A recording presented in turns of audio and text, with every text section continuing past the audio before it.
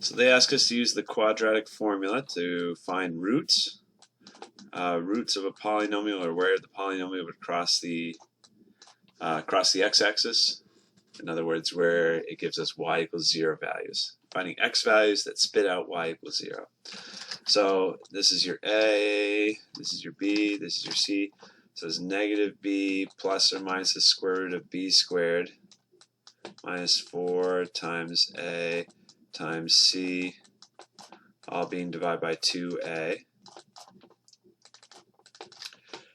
So if you simplify, that's negative b plus or minus the square root of 25. That's going to be plus 28 times 4 plus 112 over negative 14. So that's the square root of 137. We'll see if we can simplify that. The negative 5 plus or minus the square root of 137 over negative 14. And then you want to see if you can take out a 4 or a 9 or a 16 or a 25.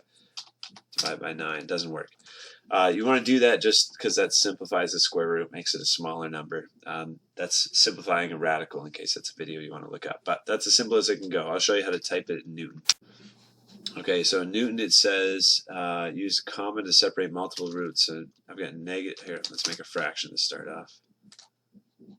Negative 5 plus the square root of 137 over negative 14. Put a comma and then do another fraction. We get negative 5 minus the square root of 137 over negative 14. That's if I did it right. I kind of did it fast. But yep, okay. This question asks us to find the degree of the polynomial. The degree is just the highest power. The end behavior of the polynomial. The end behavior of a polynomial is how the function is operating, like what type of graph is it going to make as x goes way off to the side. So f of x goes to some, when you're talking about f of x, you're talking about a y value. So this is saying the y values are going to what? What are they getting really close to?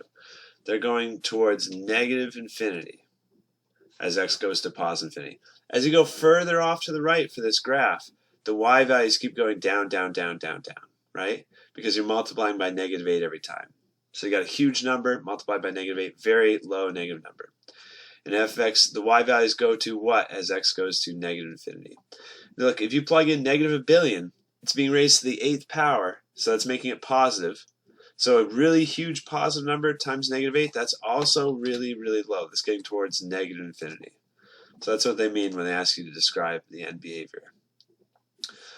Find all roots. Let me see what I can do about this.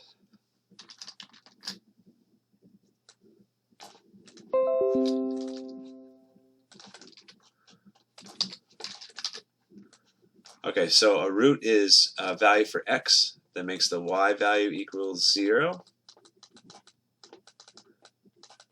So I would subtract 512 from both sides. Divide both sides by 1,000.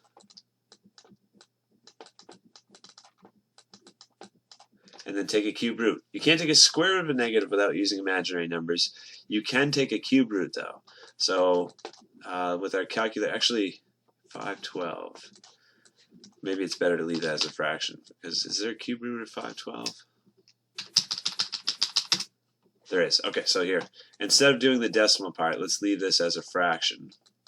Because then when you take a cube root of negative 512 over 1,000, that's the same thing as taking a cube root of the top divided by a cube root of the bottom. And then 512, the cube root of 512 is 8, so that's negative 8 up top. The cube root of 1,000 is 10 on bottom, so that's negative 4/5. So it looks like negative 4/5 is the only root.